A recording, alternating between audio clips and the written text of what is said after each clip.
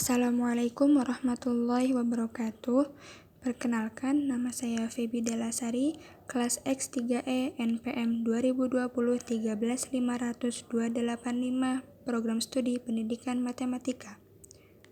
Pada kesempatan ini, saya akan menjelaskan tentang tanaman lidah buaya dan Crocot variegata pink beserta cara penanamannya. Lokasi penanaman yang saya pilih yaitu di taman sekolah tempat saya bekerja, tepatnya di daerah Cimahpar, Kota Bogor. Baik, mari kita simak cara menanam kedua tanaman tersebut. Langkah yang pertama yaitu siapkan bahan-bahan. Di antaranya ada tanaman lidah buaya, Crocot variegata pink, air secukupnya, sekam bakar, tanah liat, pupuk, kemudian pupuk EM4, ember, dan yang terakhir ada sekop. Tanaman pertama yang akan kita tanam yaitu Crocot variegata pink. Tanaman Crocot variegata pink atau biasa orang Indonesia menyebutnya dengan bunga krokot atau sutra Bombay dan bahkan bunga pukul 9 karena bunga ini akan mekar dengan sempurna pada pukul 9 pagi. Selanjutnya yaitu langkah yang kedua, gali tanah yang akan kita tanam. Tanaman ini mempunyai nama latin Portulaca hanna mysteria. Portulaca merupakan tanaman sukulen berbunga yang masuk dalam jenis keluarga tanaman hias krokot. Langkah yang ketiga yaitu diberi pupuk. Media tanam yang digunakan yaitu campuran sekam bakar, tanah liat, dan pupuk kandang. Perbandingannya 1:1:1. Akar yang dimiliki tanaman ini adalah akar serabut. Menurut banyak referensi, tanaman ini berasal dari dataran Amerika dan sudah tersebar hampir ke seluruh dunia. Meskipun kita tahu bahwa di Indonesia sendiri sebetulnya juga memiliki beberapa jenis krokot atau sutra Bombay lokal yang biasa ditemui di ladang atau pematang sawah. Selanjutnya, mari kita tanam tanaman yang kedua yaitu lidah buaya. Lidah buaya yang saya tanam berasal dari anakan dari induknya. Dan sudah saya rapikan bagian daun serta akarnya, karena kita akan memakai daun dan akar yang bagus untuk ditanam. Akar dari lidah buaya yaitu akar serabut. Tumbuhan ini bersifat menahun, berasal dari Jazirah Arab dan tanaman liarnya telah menyebar ke kawasan beriklim tropis, semitropis, dan kering di berbagai belahan dunia. Tanaman lidah buaya banyak dibudidayakan untuk pertanian, pengobatan, dan tanaman hias, dan dapat juga ditanam di dalam pot, seperti yang saya lakukan. Aloe vera atau lidah buaya adalah tumbuhan tanpa batang atau berbatang pendek, dengan tinggi hingga 60-100 cm dan dapat berkembang biak dengan tunas.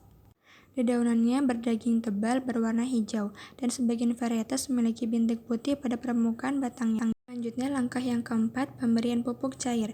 Pupuk yang kita gunakan adalah pupuk EM4.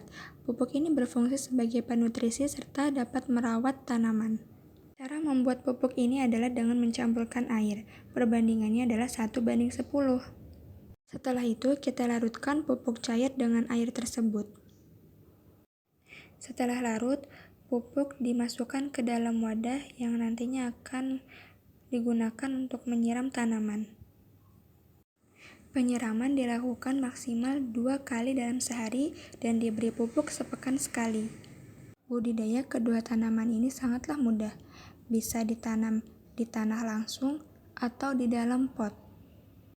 Cara budidaya tanaman lidah buaya yaitu, jika ditanam dalam pot, lidah buaya membutuhkan tanah yang cukup kering dan berpasir, serta cahaya matahari yang cukup.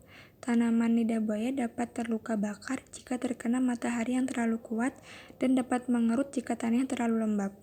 Pot tanah liat yang berpori dapat membantu menjaga tanah tetap kering.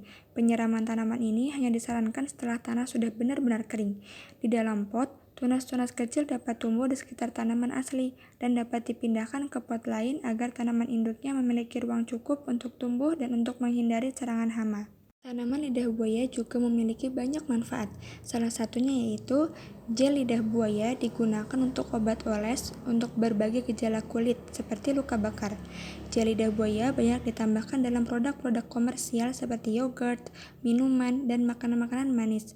Selanjutnya kita beralih ke tanaman cantik yaitu tanaman Crocot variegata pink. Tanaman ini mempunyai keunikan yang mencolok pada daunnya karena terdiri dari beberapa warna yang disebut variegata.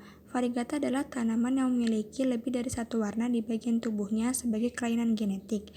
Biasanya, tanaman variegata ini berwarna putih di bagian sisi daun atau batangnya yang membuat terlihat berbeda dengan jenisnya pada umumnya. Tanaman ini memiliki kelopak bunga selapis, berbeda dengan beberapa jenis portulaka lain yang bahkan memiliki kelopak bunga berlapis-lapis hingga terlihat seperti mawar tumpuk. Selanjutnya saya akan memberitahu bagaimana cara merawat tanaman Crocot variegata pink. Yang pertama, rutin menyayangi tanaman pengganggu. Yang kedua, lakukan penyiraman dengan benar. Untuk tanaman yang diletakkan di bawah, bisa menyiramnya minimal 3 hari sekali, sedangkan untuk pot yang digantung bisa menyiramnya lebih sering. Yang ketiga, pemberian pupuk susulan. Setelah 2-3 bulan, baru boleh memberikan pupuk susulan pada tanaman. Yang keempat, menjaga tanaman tetap sehat. Oh iya, tanaman ini juga memiliki berbagai manfaat, salah satunya mencegah sakit kepala atau migrain, menjaga struktur tulang, menjaga kesehatan jantung, mencegah kanker, dan menjaga kesehatan mata. Alhamdulillah, kita sudah berada di akhir kegiatan menanam ini. Semoga bermanfaat. Wassalamualaikum warahmatullahi wabarakatuh.